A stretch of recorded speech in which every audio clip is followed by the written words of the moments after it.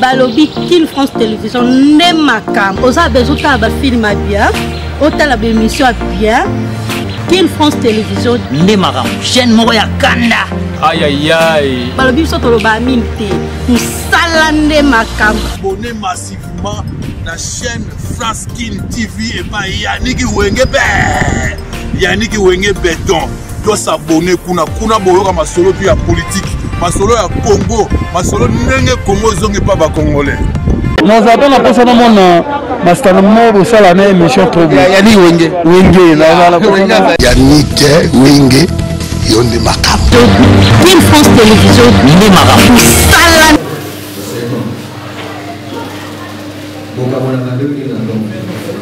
Salaka, nazo se reposer et à Sophie.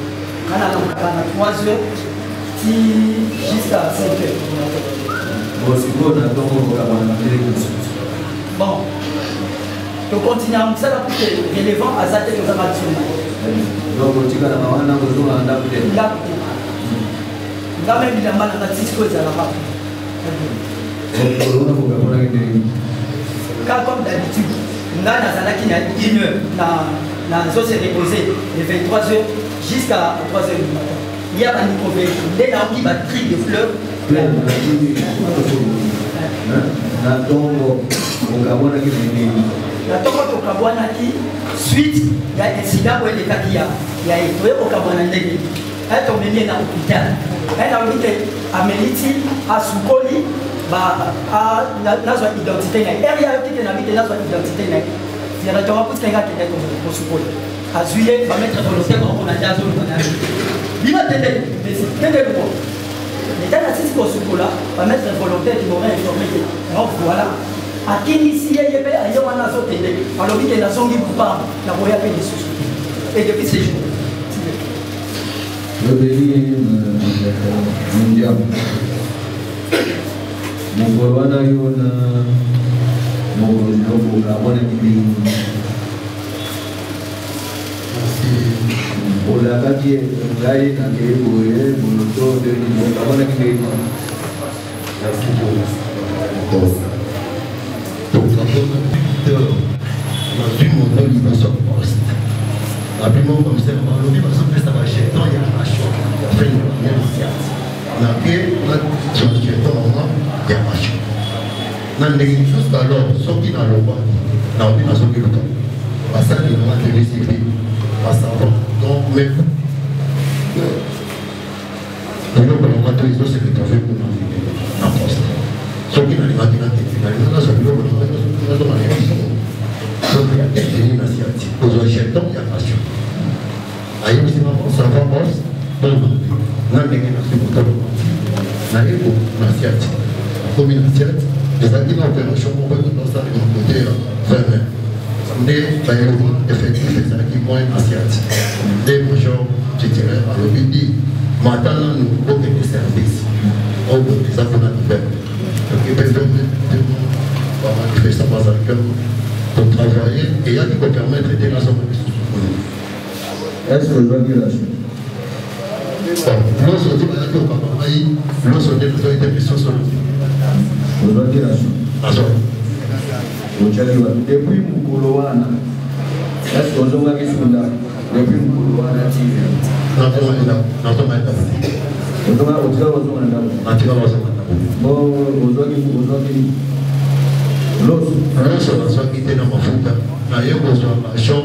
Le premier jour où il y a une danse, il y a une petite terre, il y a une petite le temps commandant va te faire une chose. C'est le temps commandant qui va la manger. Avant la chose, notre présence physique, c'est notre présence physique. Avant de dans un autre jeton, on va avoir notre présence physique. Les malades qui ont dit jeton. Vous avez dit jeton? Oui. Jeton, vous avez. La petite terre, nous avons un qui nous a besoin de soso. La petite soeur, nous avons besoin. Les maillots sont soso. Deuxième génération. Pour l'hospital qui n'a pas d'enfant, Bakaboni, 60 ans qui a pris le premier an. Le vendredi, le mercredi, je pense. Si vous avez pas dit 5 minutes sociaux, j'ai fait ça avec ma petite et au jeton, Bakaboni a suivi sur son compte. Renseignant.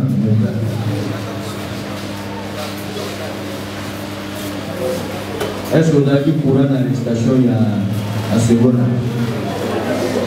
Attends, pour rentrer. Donc,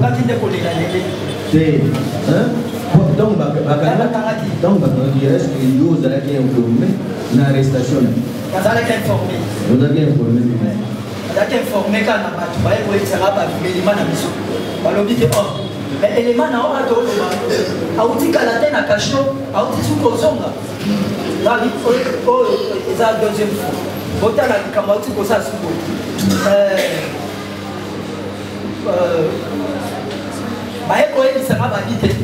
Et le bas solo baké, oh, à quel point c'est il faut. Dans mon moment, il connaît le baké. Comme preuve, il y a une partie, bon, la mission, je ne suis même pas sur ce. L'autre c'est du baké. Voilà déjà, parce qu'il va gagner les nations, il y a la police. Il y a des gens qui mettent pas. Il y a des gens qui bon, on a vraiment qui trop pris là-bas. D'ailleurs, on a et trop d'inadministrés. Les policiers après 5 jours, ration même là où on a érigé les bureaux, ailleurs un commandant. Ça nous a pendant un moment de festivité. En tout cas, on a beaucoup récompensé et le combo est bien. Mais au besoin, on a supporté parce que il a dit que nous sommes demi beaucoup. N'a du tout quitter. Il est à l'époque de sa mission. Il y a un coup de la situation n'a pas de go.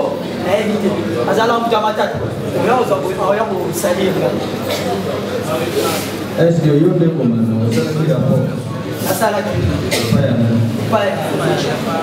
Major. Major, comment vous savez qu'il y a rapport il y a mis. La benga qui est, la émission n'a pas fait d'ailleurs qui a la ops expliqué. Bon comportement. Donc, vous avez confirmé la terminale. Ainsi que ma pontagnos, Oyo, Christian. Christian, victime Azana. Muito Azana la base nango eza mundial. Si Yenga Azana la base. Yenga Azana la base. Yenga Azana ici. Yenga Azana ici. Mundial.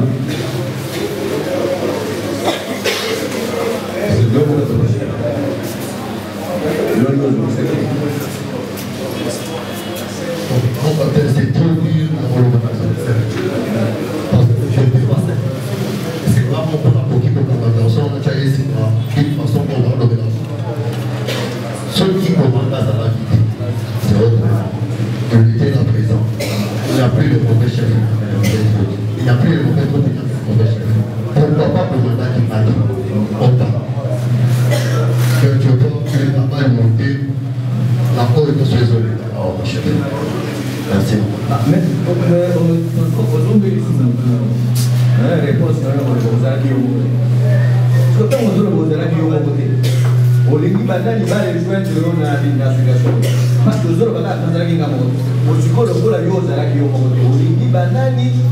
parce que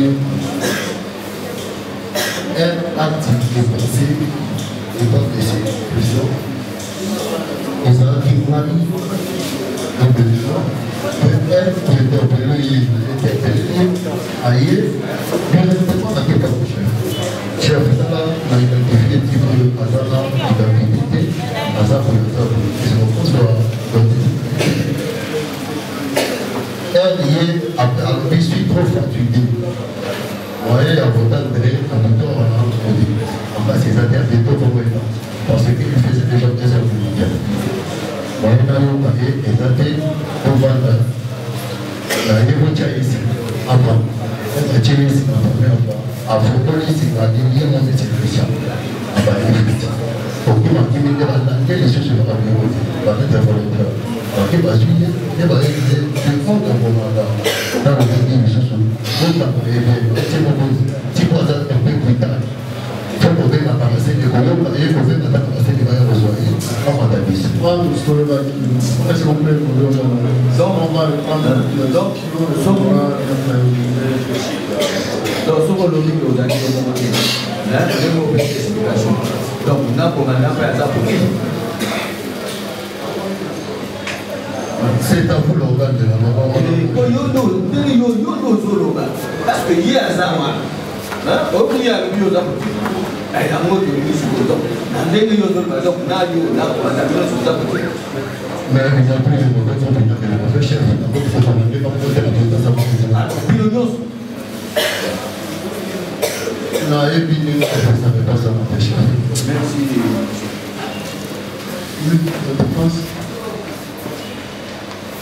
Merci, votre honneur, Monsieur le Président, auguste membre de la proposition, Monsieur l'organe de la loi. Nous avons suivi religieusement les jeux et les questions et réponses, en passant par les renseignants jusqu'à notre client. Néanmoins, vous avez constaté vous-même qu'il n'est pas à l'aise. Lundi, devant votre tribunal, ils ont fait 2 mois en étant de connaître dans la même société. Et sur les 2 mois, notre client a déjà été arrêté par lui-même, leur chef. Et le client a été constant depuis la première audience jusqu'à ce jour. Là, toujours appelé à votre tribunal. Et moi, j'ai veillé et mon chef dormait. Après avoir détecté quelqu'un entre guillemets les suspects, j'ai quand même envoyé les éclaireurs dans les messages appropriés. Les éclaireurs ont fait l'effort jusqu'à 12 heures pour appréhender le message. Merci Christian, ici présent. On a suivi. Est-ce que vous avez des questions? Nous avons toute une série de questions. Toute une série de questions. La première est celle de savoir si dans leur société, il y a quand même un objet militaire par lequel la police peut facilement mettre à la disposition d'un suspect afin que ce dernier ne puisse pas fuir.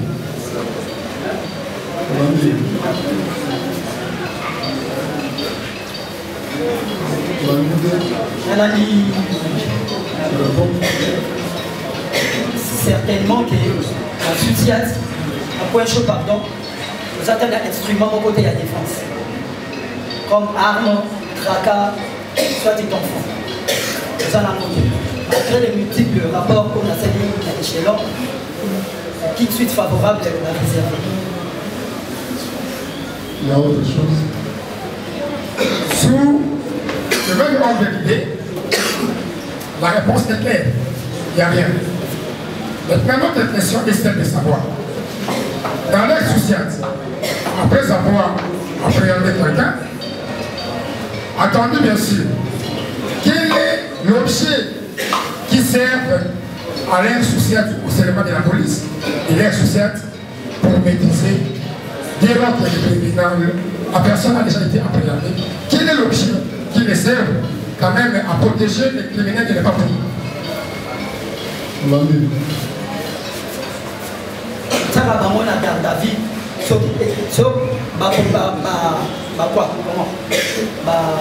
Maître volontaire. Bango na tsaka bango ba veiller na mutu wana soit signalé. Si na tongo puisque ce cas ont veillé mutu qui m'a dit que la ticate ko ticate ko pesa autorité que bozwa bon ligoté torture. Il a été fortement tabassé. Singapamba, moi na mon et alerta qui même pas petit les citoyens ya quartier. Puisque 2 heures jusqu'à 3 heures. Coller la naïe, pendant que les gens se reposaient dans leur maison, et l'ocanatif vraiment. Même le petit bar au petit matin, j'avais reçu quelques habitants du quartier. Bon, bah, il m'a dit, mais commandant, qu'est-ce qui s'est passé? Merci beaucoup, Monsieur le Président, honorable membre de la composition, de la parole que vous nous accordez encore, parce que nous avons beaucoup de questions à poser aux renseignants qui partent vers votre auguste tribunal. Monsieur le Président, nous aimerions poser 5 questions. La première question, est celle de savoir les renseignants ici par devers votre fils tribunal, a soutenu qu'ils sont cadeaux. Au moment où il a appris que la victime a pris fuite, il peut nous dire qui sont ces gens-là qui sont partis pour aller mettre la main sur la victime qui était déjà à la 12e rue. Oui. Nous parlons de la 12e rue. Parce que... Mon major, bangonde baye koye kisana. Déjà na yo beaucoup taïna si. Et akimaki to fuyé la 12e. Que nga na bini na moni mutute na vite bon landaye, bon kandaye bon taïsi. En tout cas, je pèse bien le mot. Dans un cohérent par rapport à votre économie. La deuxième question. Monsieur le Président, nous aimerions savoir, les renseignants peuvent nous dire, parce qu'il est en train de soutenir par devant votre fils tribunal. Pas vous dire au tribunal. Oui, Monsieur le Président. Les questions du tribunal. Merci beaucoup, Monsieur le Président. Nous aimerions savoir quelles sont les consignes qu'il a données au prévenu ici par devers votre fils tribunal et quels sont les moyens que lui estime légitimes que les prévenus ici devraient utiliser pour neutraliser la victime qui avait déjà pris fuite. Oui. En réalité, mon major, on a dit bien que Ngaï, la Sina Salé, rapport au pas à Kondi, pour l'avancement, il y a un seul. Que moyen mon côté, la coca qui peut utiliser, soit il y a Singa, et puis continue les amis que ceux qui vont gagner Moutou vont maîtriser le Singa. Puisque, bon, pardon mon machin. Consigne on a la paix ça. Donc on a besoin de ceux qui n'ont pas tout. Donc on fait là Moutou, on a tiré la Pokima, et qui peut ceux qui vont se reposer jusqu'au petit matin. Et ça la macana. Il y a consigne, il y a Boyé, il y a Singa. Puisque tout ça, et le monde sous-souté pour faire face. Cachoté, et ça garde à vie. Peut-être que ça a un cachot, il y a un cachot, puisque là, ça a encore un cachot. La troisième question. Monsieur le Président, nous aimerions encore savoir, au moment où l'air amicaux est, entre guillemets, dans une parcelle, dans une parcelle, donc l'air Fiat d'abord, ça se trouve dehors. Ils sont cadés.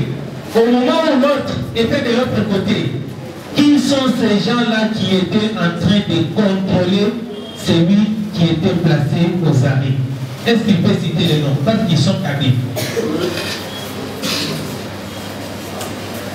Les maîtres volontaires romains,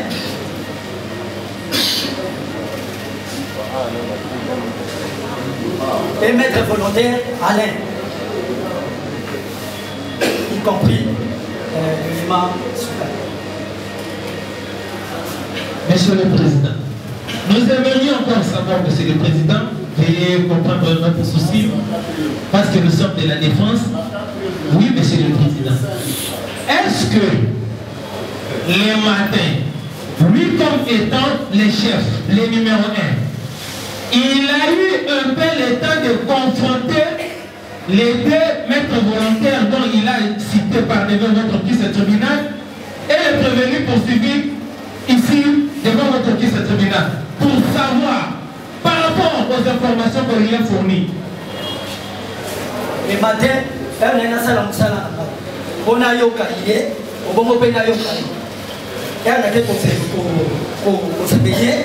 Ne pas mettre dans le temps à mon idée comme un mal propre. Le mois télé, il faut télé dans le monde. À mettre volontaire à civil, on va la cahier. La coco le baba caractère n'a pas comportement de soi, c'est pas évident. Il n'est pas mauvais à y ici. Car là, on a bengalié à Zokede, à Zalakou du contact de la Maboko et Fouwa. Pour attendre la bien, il faut que la Maboko. Dieu merci et Fouwa. Yewana benganya kei natala ye azate alobi na zongi pa ba efe na ekutu eza na bureau tu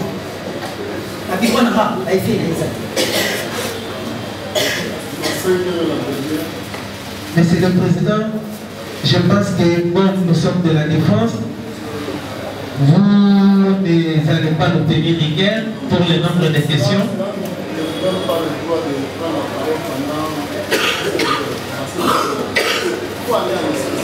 Oui, Monsieur le Président. Oui. Par rapport à cette... Là, on est en train de chercher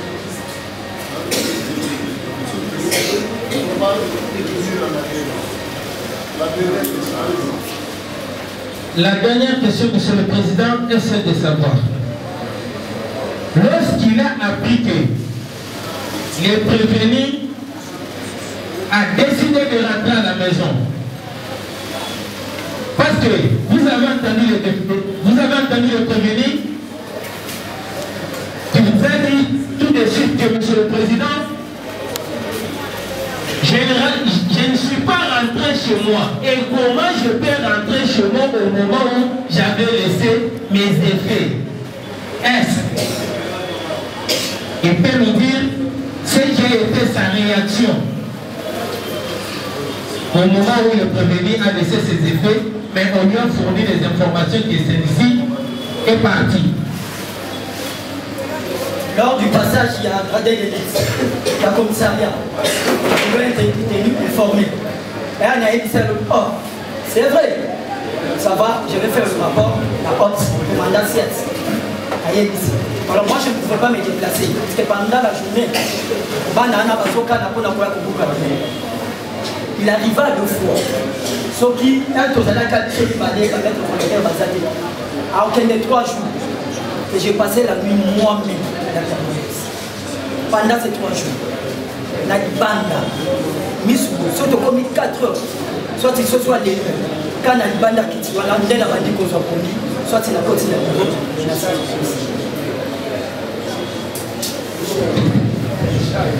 Est-ce qu'on peut aller à l'essentiel? C'est une question essentielle. Divaguer par rapport aux choses qui n'ont rien à voir avec ce que vous avez. Lui, il vous dit que le premier a retiré la petite qui est là-bas. C'est ça l'essentiel. Donc, une question gravée par rapport à tout le coup des petits comportements. Donc, oui, merci votre honneur. Nous sommes les constants et très à l'aise parce que selon les affirmations de l'enseignant, il vient d'affirmer de faire faux que leur poste n'a pas d'équipement européen. Et il est allé très loin en disant qu'ils n'ont même pas de cachot. Et à un moment donné, nous avons évoqué la faute de la corrélation de cela. Ça, c'est le premier constat que nous venons de faire ici, il y a une corrélation. Mais il y a une petite question qu'on voulait poser aux renseignants. Est-ce que ça fait longtemps qu'ils travaillent avec ces maîtres volontaires?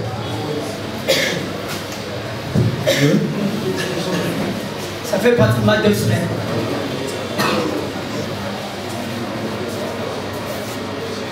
On aimerait poser la question. Est-ce que c'est notre client qui a lié la prétendue victime ou ce sont des maîtres volontaires? C'est votre client. Une autre question qu'on peut poser au lancement. Depuis qu'ils sont avec notre client, ils venaient de confirmer que notre client n'a jamais lié un détenu. Est-ce que le fait de les lier, comment ils pouvaient interpréter les comportements de la prétendue facilité? Pardon, si vous voulez.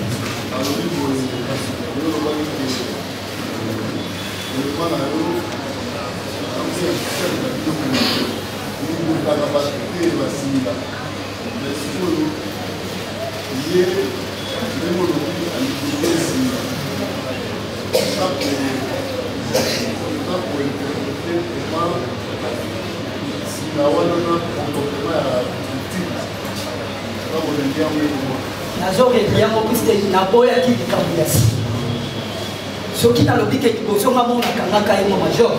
Ils ont dit suite kaka ya donc sont pas victimes à biba ya awa on a dit que la protéger dans moi ma petite. Na boya. Ce qui va Moutou Twaza wana mais azwaka azwisaka et traitement un certain Olivier. Aza artiste. Aussi. Yo.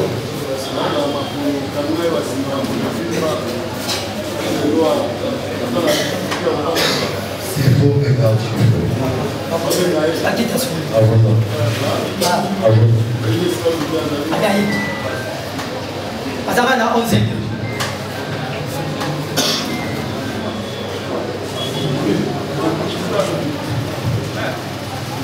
Merci, monsieur le président.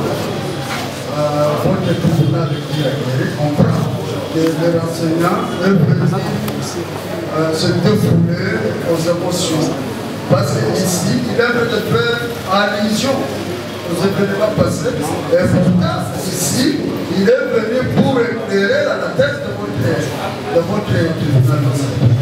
Donc ici, lui les enseignants, qui a toujours salué notre client, pour le temps qu'ils sont passés ensemble, les autres travailleurs ensemble, il a dit ici que notre client s'est toujours reporté à l'essai, même devant un brigade, on ne le dit pas, on fait la garde, on est servi jusqu'au matin.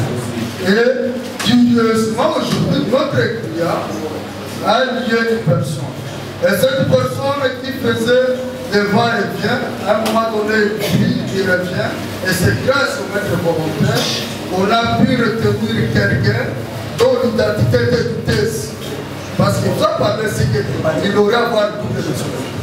Et notre client, Aléria, aujourd'hui, les enseignants viennent de se défouler. Ils donnent des émotions pour éclairer votre caractère. Et vous allez tirer de cette constatation. Merci. André Asmani, nous voulons justement faire quitter notre commission pour les comptes de la partie civile. Gustave Calaboy, vous paraît mettre pétition jusqu'à pouvoir remplir la commune. L'audience a commencé à 13h. Pendant que le tribunal a repris les dépôts par rapport à votre tribunal, sans justification. J'étais à l'audience au niveau des djinns. J'étais avec les gens pour les jeux. Oui,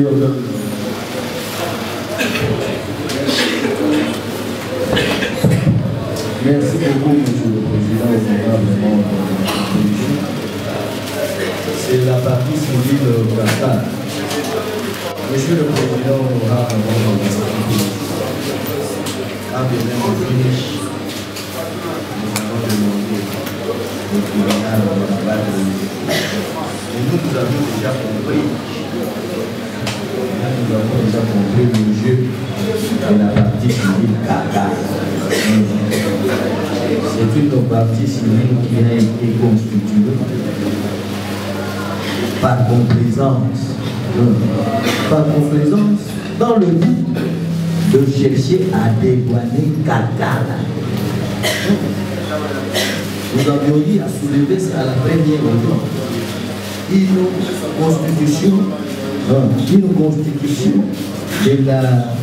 Une constitution complaisante de la partie civile. Mais c'est la raison pour laquelle vous verrez que même à la fin, là, il n'y aura rien qui sera demandé. Parce que l'objectif, c'est de dédouaner Qatar. Et c'est la raison pour laquelle on accorde plus d'importance à ces principes. Mais comme elle est déjà là, nous demandons tout simplement au tribunal de pouvoir rabattre le président. Mais c'est une partie civile constituée dans le but que nous venons de vous définir. Nous avons dit, monsieur le président.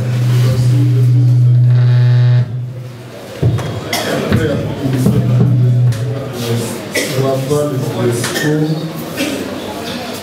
de la partie civile Gustave Nakala. Par rapport à eux, nous sommes là, nous sommes là, misala na yo mpo moza yo moko babakisela yo bato apesa yo mpe libundelo ozwi kosalela na mosala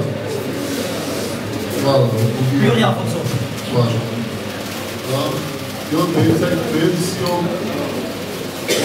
ndenge ezali yo soit de se constituer partie civile tali na audience obandi kovoir parti en procès soit okokoni kado oyaki nanga kopesa badéclaration surtout ya libanda eza nayoki eza na kotala soki asalaki mabe akokondane ndenge lobeko ya leta esengi soki atali ndenge asalaki eloko te akotika ye mpo na yo akopesa yo eloko te mpo se constituer te parti civile bandi pesa ye mito ngai ebito soyabilala kokoasalelanga ati yala nzambe kaliboso nzambe na bino mita papa nzabasuka katiso okola kokoa batialaka biabena okakukala ngai nangababa papa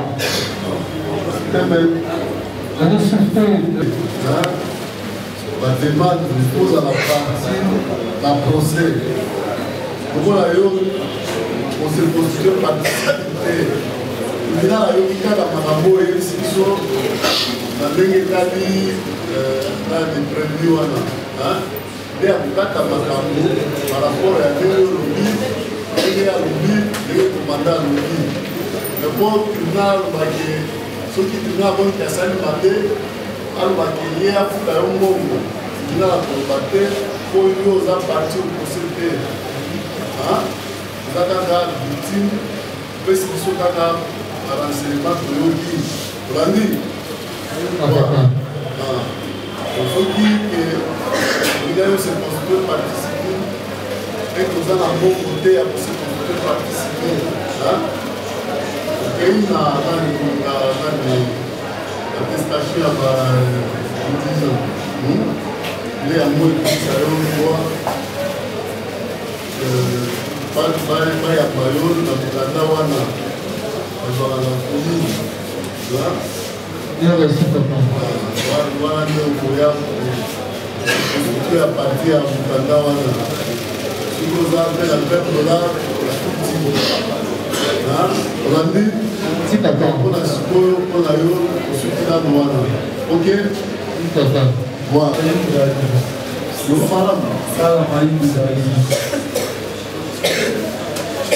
sala mayindu dadi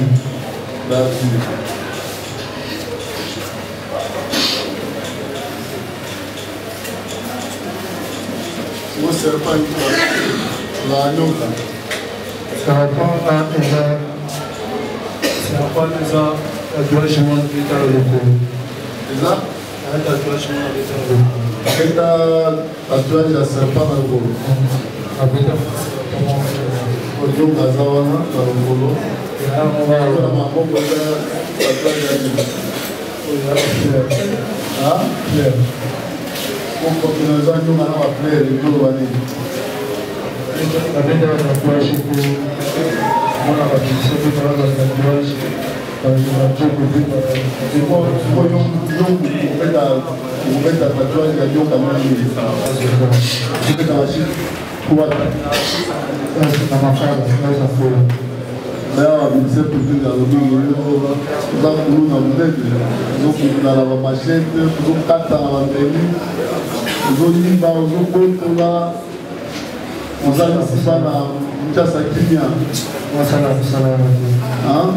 Sipa machete. Oyo pitanga bavene. Les autres pas watu wavene awanyoka. C'est bien